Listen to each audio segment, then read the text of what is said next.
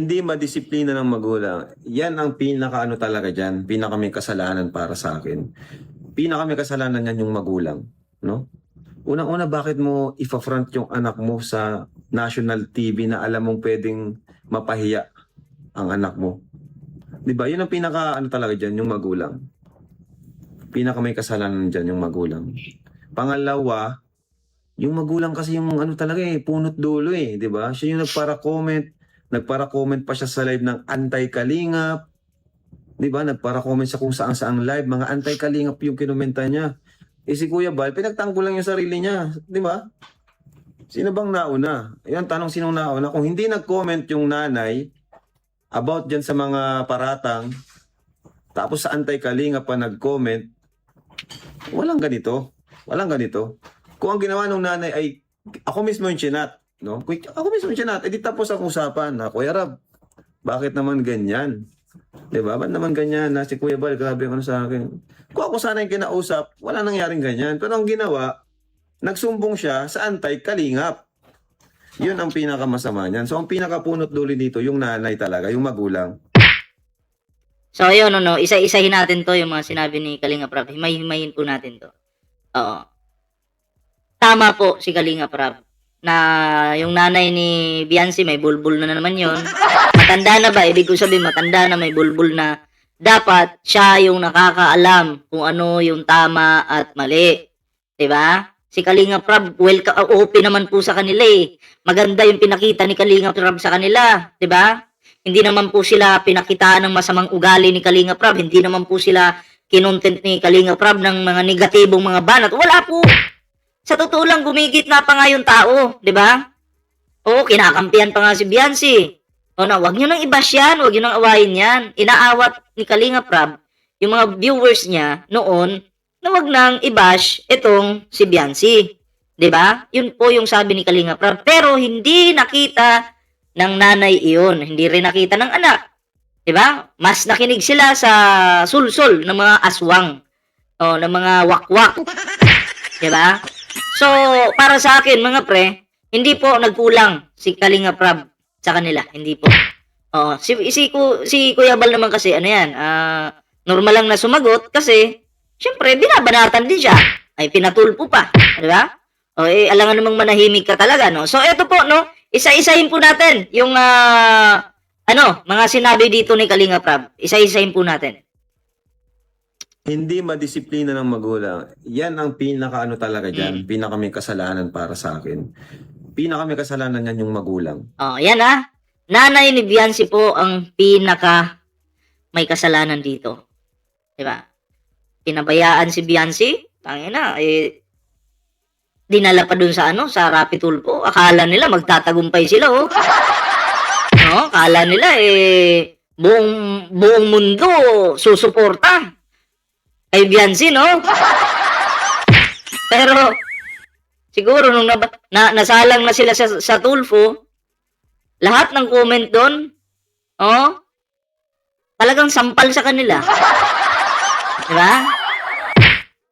Akala siguro ng nanay, yes, mapapansin na kami. Ito na yung simula ng pagsikat. Magiging artista na anak ko. Pero ano pong nangyari? Diba? Sila ang napahiya.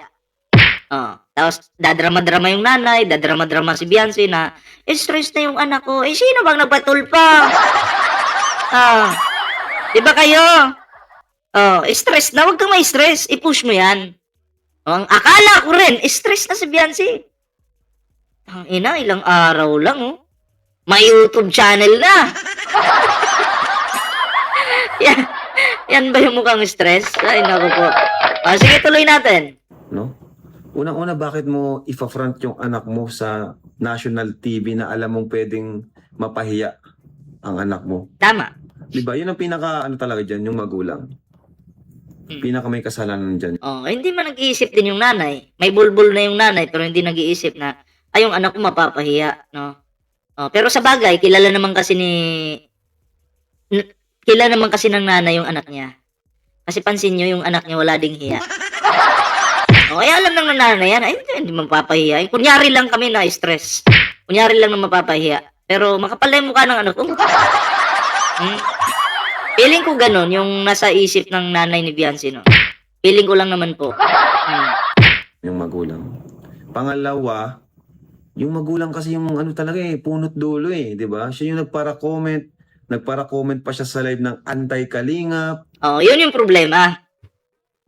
Na pwede mo namang i-message si Kalingap Rab. Bakit dun ka pa sa anti-Kalingap? Oh. Bakit? Ayun po yung tanong. 'Di ba? Si Kalingap Rab, madali pong kausap yan. Kahit hindi ko pa po yan namimit ng personal, feeling ko, pag kinausap mo ng maayos yan, 'di ba? Pagbibigyan ka. Oh, na pwede ka namang makiusap. Pwede ba tigilan natin 'to, yung si Kuya Bal kasi ganyan, nagko-content ganyan, pareho naman, 'di ba? Nagko-content doon, content din dito. So stop na.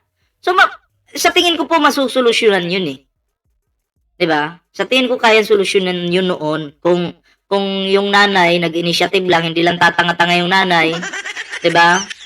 Wala po sanang problema. Kaso yung nanay, di ko alam ba anong nasa isip ng nanay, ayon po kay Kalingap Rab, nagko-comment daw po doon sa mga antay-Kalingap. Anong purpose? Naghahanap kayo ng kakampi? Naghahanap kayo ng sponsor? Di ba? Alam po yun yung hinahanap nyo, wag na tayong magbulag-bulagan dito. No? Na kailangan yung kalabanin yung Kalingap. Eto real talk to Kailangan kong kalabanin yung Kalingap para lahat ng anti-Kalingap sponsor mapunta sa akin. Ako ang bibigyan nila ngayon ng atensyon. Para every time mag-online limos ako, sa akin lahat ang bagsak ng mga pera nila. Sa akin lahat ang bagsak ng kanilang pinaghirapan. Sige, magtrabaho lang kayo dyan sa abroad, anti-Kalingap.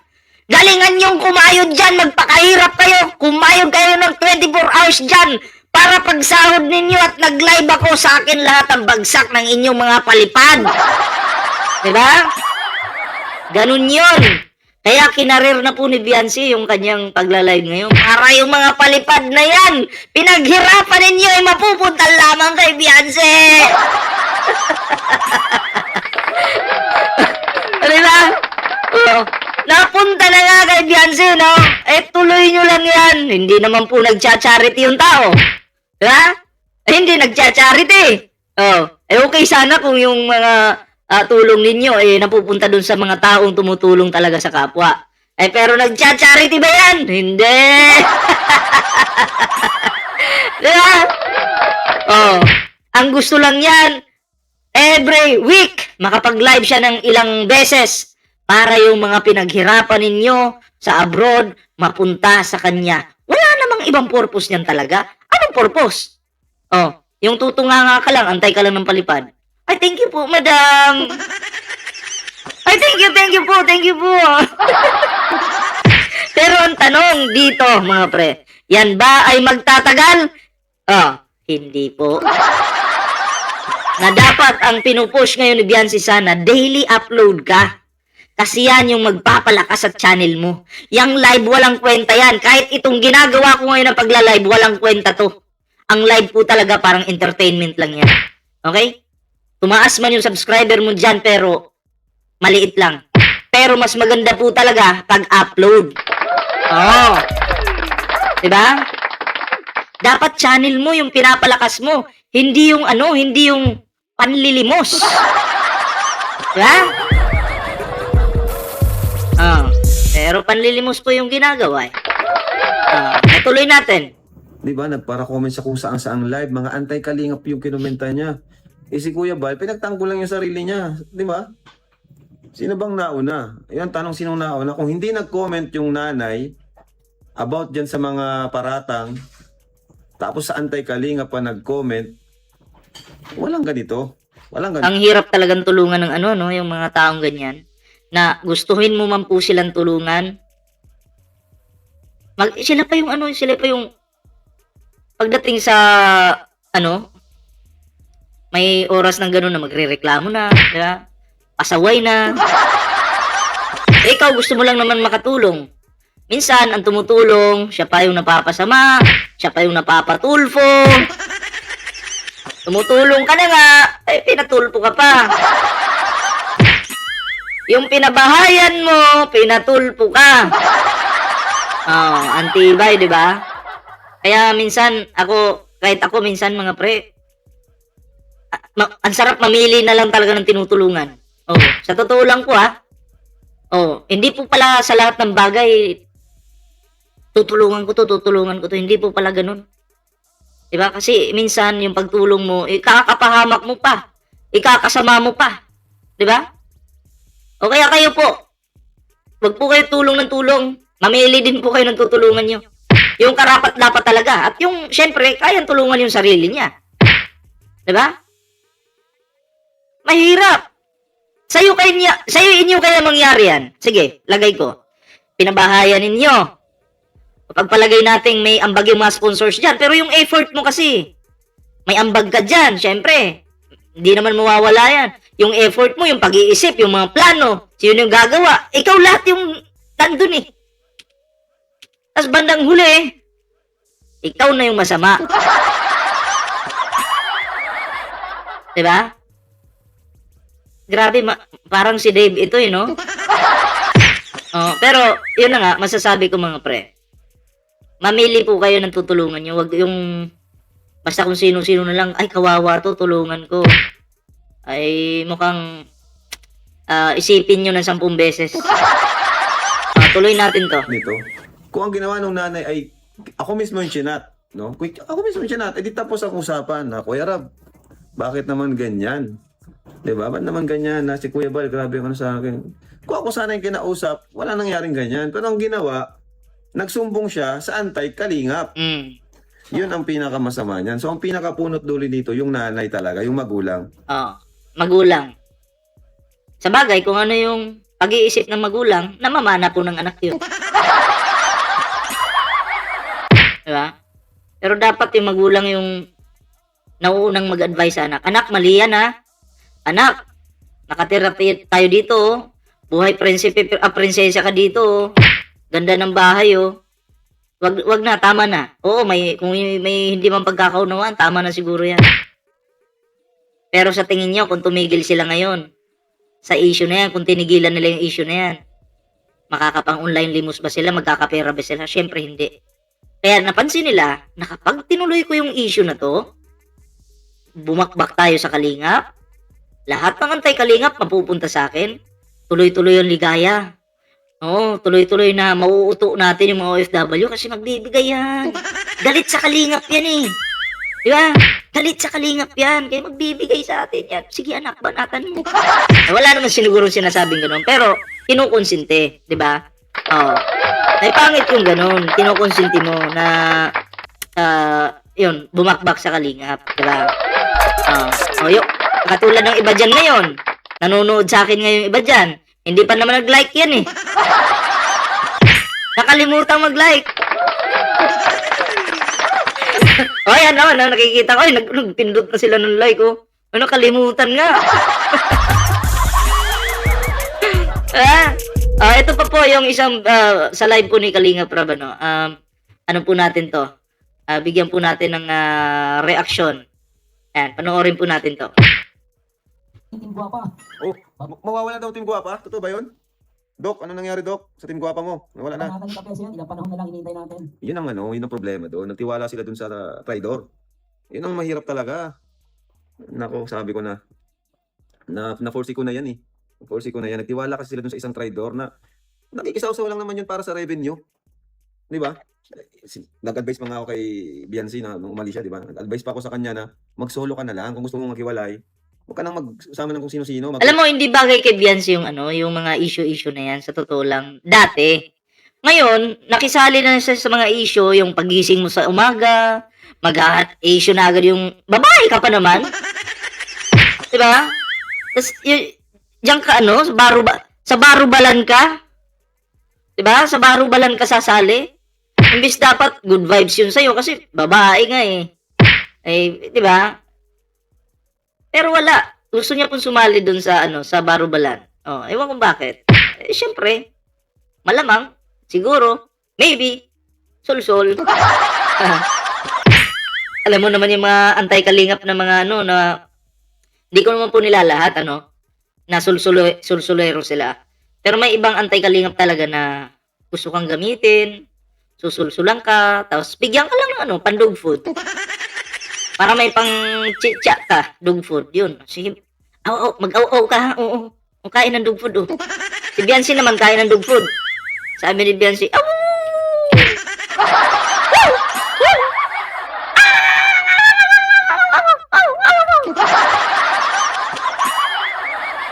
Yun yung nangyari. Diba? Welcome ng kung sino-sino. Diba?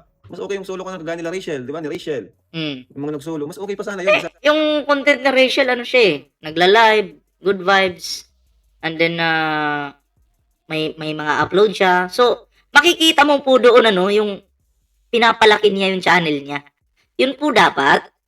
Okay lang naman mag-live, basta hindi yung puro ganito na issue. Hindi ka naman katulad namin. Diba? O kay Rachel content, vlog, okay yun. Diba?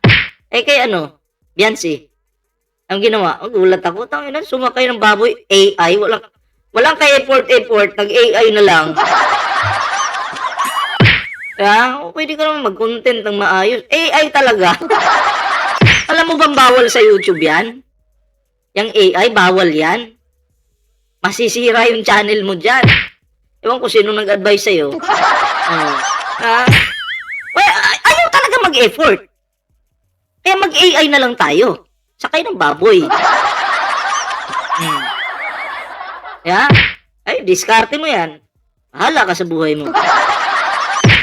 Sana di siya nababash ngayon, di siya na ano. Kasi nababash siya dahil din sa mga pinagsasabi ng mga nasa paligid niya eh. Yun ang nangyari, di ba? Nag-ano kasi kayo, nagtiwala doon. Ay, salamat po sa pag-subscribe kay Forsado. Ayan. Salamat po sa pag-subscribe. Ayan. Ay, pin po natin. Ayan. Ibang ano nun, promise, ibang motibo nun. Si Mr. Trust No One yun, di ba? Kayo nagtiwala sa kanya pero siya Trust No One. Wala silang tiwala sa inyo. Wala yung tiwala sa inyo, guys. Di ba? Meron yung ibang target. Alam niyo na kung ano yun. Alam niyo kung anong target nun. Hindi ako magtataka, balang araw, pati si Biancy, banatan din yan. Kagaya nung ginawa sa akin. Di ba? Ako na nga mismo. No? Hindi na lang tayo magtataka, baka pati yung pamilya Batalero, balang araw. Banatan niya, araw-arawin niya rin. Yun ang masama. The sad reality. No? Di ba? Di naman niya magagawa yun sa Team Kalinga kasi meron tayong ginagawa dyan. May action na tayo dyan. Bakit diba? Kasi pinapakalanan, diba? Kayong dalawa naman, wala ang dami sinasabi. Ay, Puro kayo yabang lang. Strong man sana. Oo. Pangalanan nyo kasi. Pero kaya po ka lang kilos. Wala na sa akin yan. Takot madimanda, boss kid. Kung ako, pinasabi ng balat sibuyas, matagal ko na kayo hindi naman. Dito tayo forward yan. Sa social media. Parang ganun.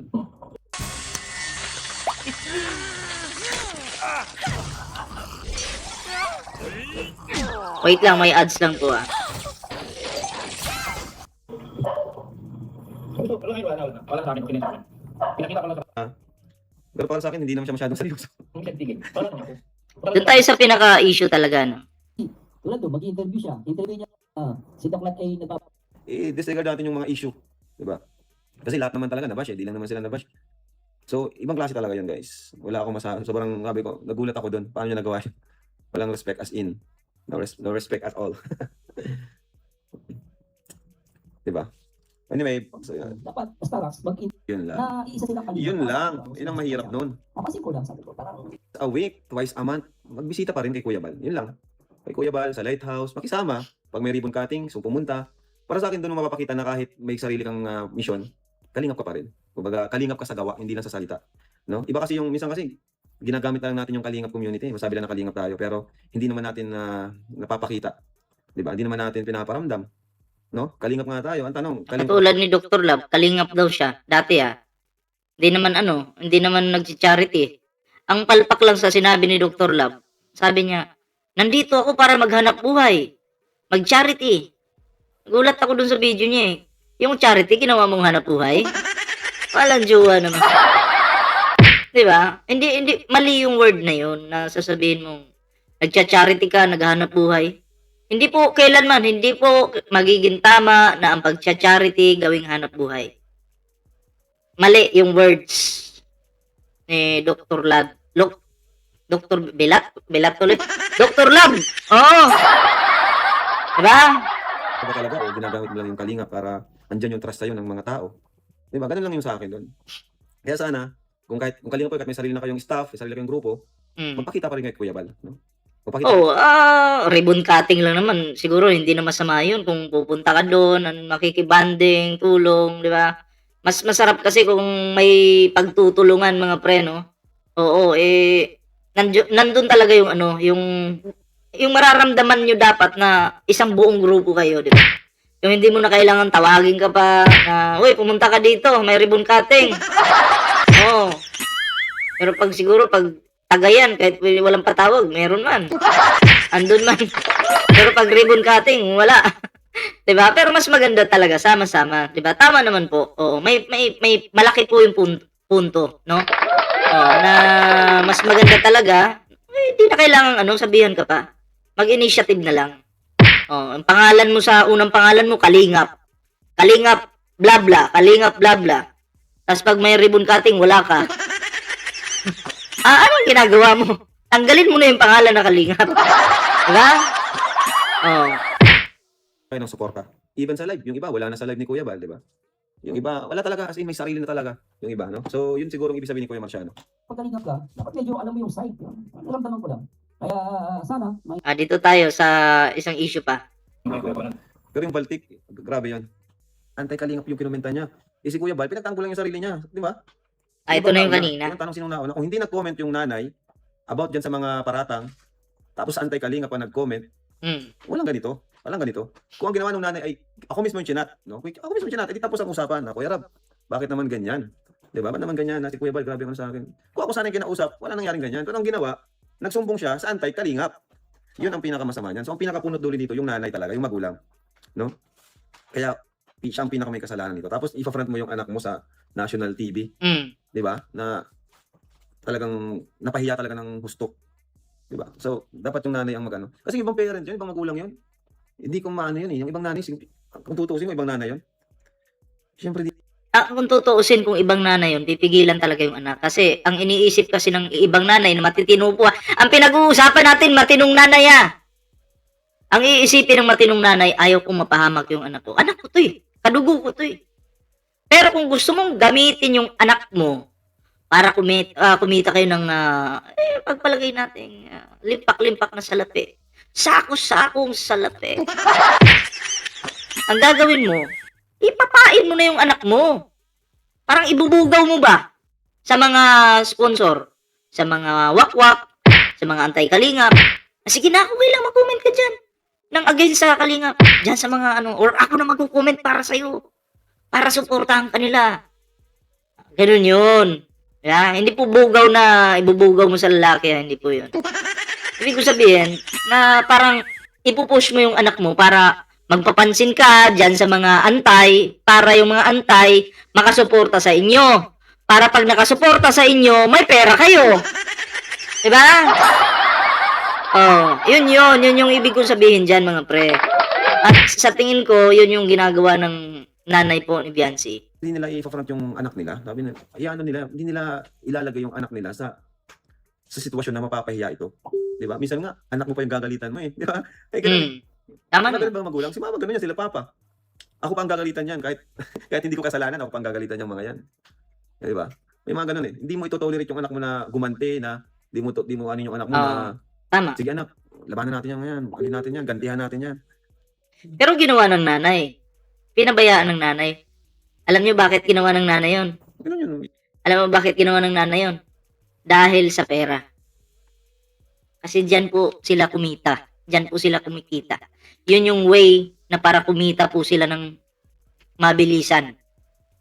Kasi kung hindi po nila gagawin yon at magiging neutral na lang po sila at mananahimik na lang sila, nako, wala na. Tapos na po. Hindi po sila kikita. Pero wala na, nilunok na lang nila yung pagiging tao nila. Ngayon kasi mukhang hindi na sila tao eh. Para sa pera, ayun ginagawa nila. Yun na yung panchitsa nila. Gabi, araw, umaga, tanghali, hapon. Diba? Pero ang tanong, magtatagal ba yan? Hindi. Hindi magtatagal yung ganyan. Walang forever na ganyan. Yun ang ano ko, yun ang ano ko doon. Di ba?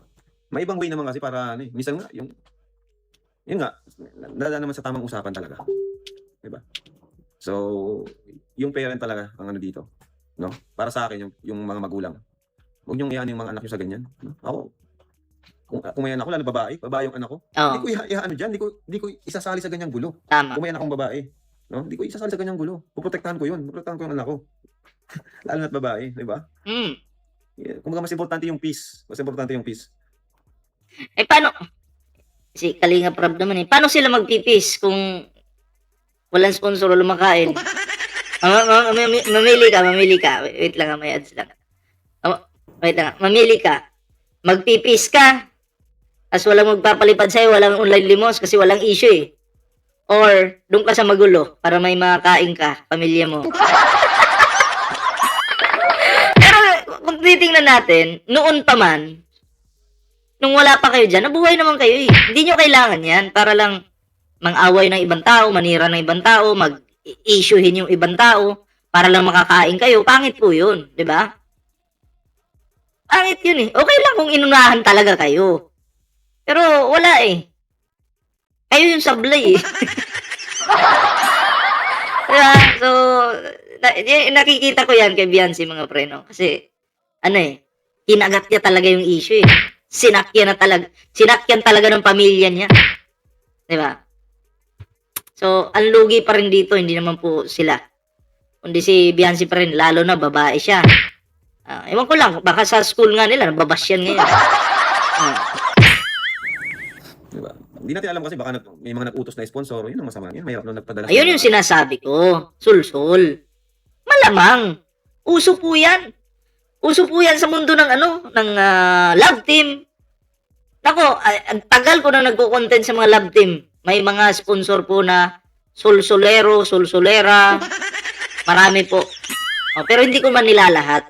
Kahit anti-kalinga pa yan, may mga ano din naman. May mga tatahimik-tahimik lang dyan. No. Hindi ko po nilalahat. Pero karamihan, matindi yung galit talaga. Mga sulsul po yan. Nag-utos din. No? Ay, speaking of, may nag-utos. Yan, meron. BPM, kailan ang live ng Bengador? Ano po yan? Sa isang araw, Bengador, ano? 3. Pero kung sa studio po, ang pinag-uusapan, once a week yata ang live. Pero hindi ko po alam, nakalimutan ko yung schedule eh. Na namang naglabas na yung dati pala, may nag-utos din doon. Pero sa ibang topic yun. May mga resibo.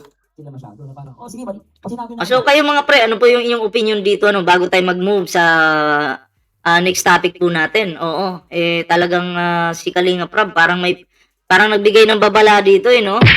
Oo, kasi sabi niya, sige lang, bumanat kayo ng bumanat sa Kalingap. Ano to? Foundation to, may pangalan to. No? So ibig sabihin, kung iintindihin natin, pag wrong move yung banat mo diyan sa Kalingap, maaari ka po talagang masampahan ng kaso, 'di ba? So, kayo din, Biancy, ilang taon na ba si Biancy? Nasa tamang edad na ba 'to?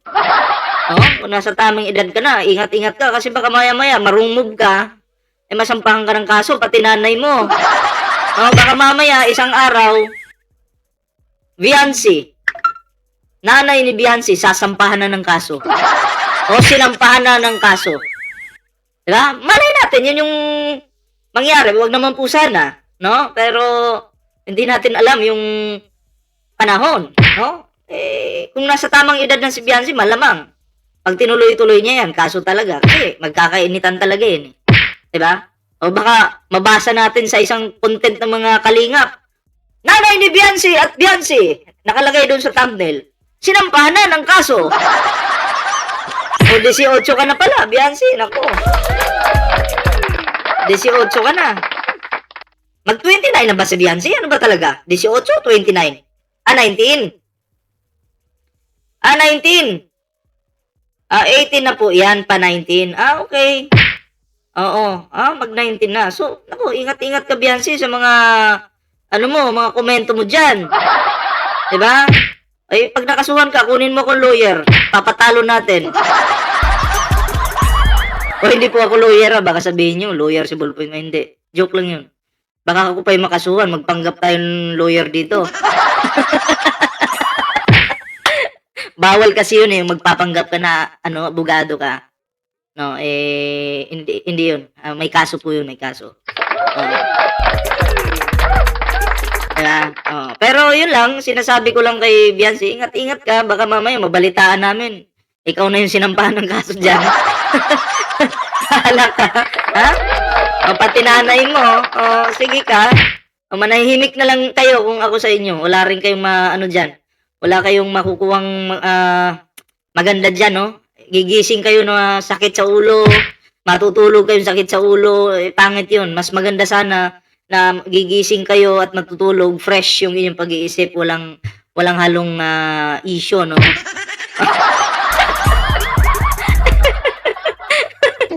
Fresh. Ang bihira naman. So, yan na, move na po tayo sa next topic. Pero syempre, bago tayo mag-move sa next topic, yung mga tumatawa dyan, no? Hindi pa nag-like yan. Hindi pa po nag-like yung mga yan. Tingnan, pipindot na sila, nakikita ko dito, eh. Pumindot na. So, yan na, may TikTok, Facebook po tayo. Kalimbagin nyo na lang po yan. Ayan.